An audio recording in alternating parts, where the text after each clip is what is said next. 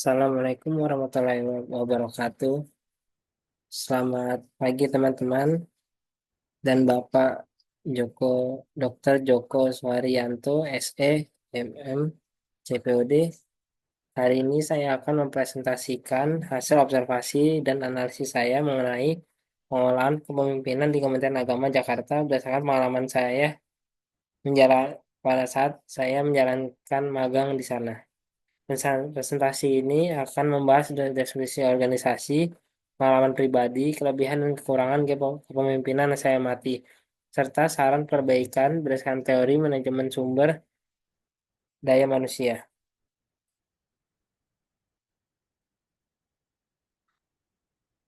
Kementerian Agama atau yang bisa disingkat Kemenak ialah lembaga pemerintah yang menangani urusan agama Indonesia. Fokusnya bukan hanya urusan ibadah, tapi juga pendidikan madrasah, bimbingan keluarga sakinah, zakat, wakaf, dan penyelenggaraan haji dan umroh.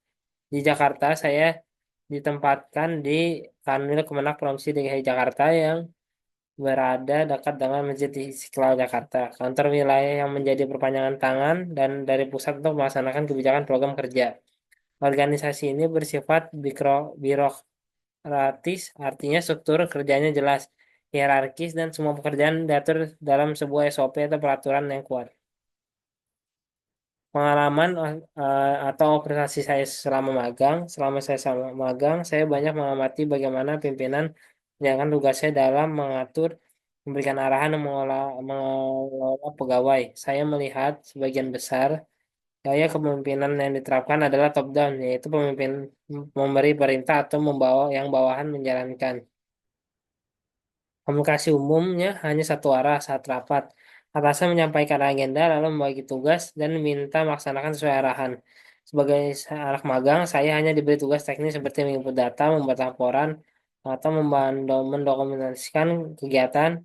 Kami tidak terlibat dalam diskusi atau evaluasi. Namun saya juga menemui beberapa pimpinan yang baik dan suportif. Contohnya, sering memberikan motivasi, memperhatikan perkembangan stafnya, bahkan terbuka jika ingin belajar atau bertanya. Kelebihan kepemimpinan yang saya rasakan di Kemenak kemarin. Dari saya amati, ada beberapa kelebihan dari kepemimpinan yang di Kemenak Jakarta. Pertama, struktur kerja yang jelas. Kita tahu siapa atasan langsung, apa tugas kita, dan kemana harus melapor. Ini membuat kerja kita menjadi lebih terorganisir. Kedua, kedisiplinan cukup tinggi. Atasan memberikan contoh dalam hal waktu, kerapian, administrasi, dan kepatuhan terhadap aturan. Ketiga, banyak pemimpin yang di sana adalah orang yang sudah lama bekerja, jadi mereka punya pengalaman dan pemahaman yang sangat baik terhadap regulasi dan tugasnya. Keempat, pemimpin juga mengikuti pelatihan khusus seperti PKN, Diklat, untuk meningkatkan kemampuan manajerial mereka.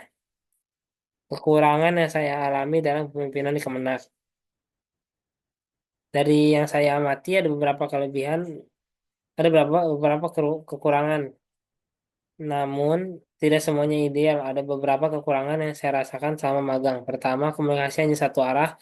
Bawahan, terutama staf muda dan magang, jarang dilibatkan dalam pengambilan keputusan atau evaluasi. Kedua, karena sistemnya birokratif, segala sesuatu harus melalui proses yang panjang dan berjenjang. Ini membuat pekerjaan jadi lambat, bahkan untuk hal sebenarnya bisa cepat diselesaikan. Ketiga, saya merasa adanya minim inovasi, ide baru seringkali tidak diterima karena tidak dianggap sesuai SOP atau belum waktunya. Keempat, gaya kepemimpinan yang lebih banyak bersifat transaksional, artinya fokus hanya pada tugas dan hasil, bukan pada proses pengembangan tim atau penguatan hubungan kerja. Kalau dilihat dari teori MSDM, kita bisa kaitkan dengan beberapa teori. Pertama, teori kepemimpinan transformasional. Teori ini mengatakan bahwa pemimpin ideal itu mampu menginspirasi, motivasi, dan memberi makna pada pekerjaan timnya. Tapi di Kemenak saya melihat hal itu belum dijalankan sepenuhnya. Yang kedua, teori kompetensi SDM. Seperti yang dijelaskan oleh Spencer dan Spencer di Kemenak, kompetensi teknis memang kuat, tapi soft skill seperti komunikasi, empati, keterbukaan, atau kepemimpinan partisipatif masih minim. Ketiga, konsep organisasi agility atau kelincahan organisasi. Kemenak masih kurang cepat dalam beradaptasi dengan teknologi atau perubahan. Contohnya masih banyak proses manual yang bisa digitalisasi tapi belum dilakukan. Jadi secara teori bisa dikatakan bahwa pengelolaan kepemimpinan di Kemenak masih cukup konvensional dan butuh perbaikan agar lebih modern dan efektif. Saran dan solusi realistis. Dari pengalaman saya mempunyai beberapa saran yang realistis. Tingkat yang pertama, tingkatkan komunikasi dua arah. Pemimpin perlu membuka ruang dialog dan mendengar aspirasi dari bawah. Tidak semua keputusan harus satu arah. Latih pemimpin agar punya soft skill seperti empati, kemampuan mendengar, memberikan inovasi, dan membangun tim. Ini bisa dimasukkan dalam pelatihan ASN. Buat ruang inovasi untuk pegawai muda, misalnya forum bulan ASN muda atau anak magang, gunakan teknologi lebih maksimal, proses laporan, koordinasi, pemantauan kerja bisa melakukan platform digital supaya lebih efisien.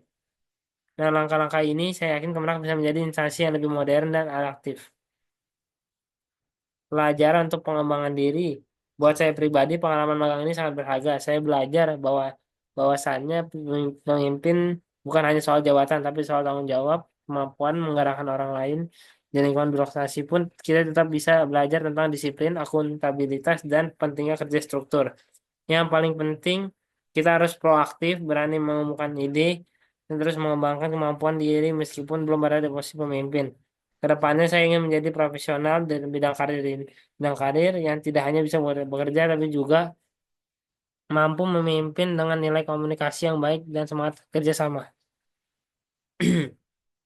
Kesimpulan dari saya, kepemimpinan di Kementerian Agama mencerminkan pentingnya keseimbangan antara inspirasi dan aturan. Gaya transformasional bisa meningkatkan keterlibatan staf, namun perlu diimbangi dengan konsistensi prosedural. Melalui pelatihan, sistem umpan balik, dan inovasi sederhana, gaya kepemimpinan di instansi pemerintahan pun bisa lebih adaptif, manusiawi. Demikian presentasi dari saya. Terima kasihnya. Mohon maaf atas perhatian Bapak dan teman-teman semua. Wassalamualaikum warahmatullahi wabarakatuh.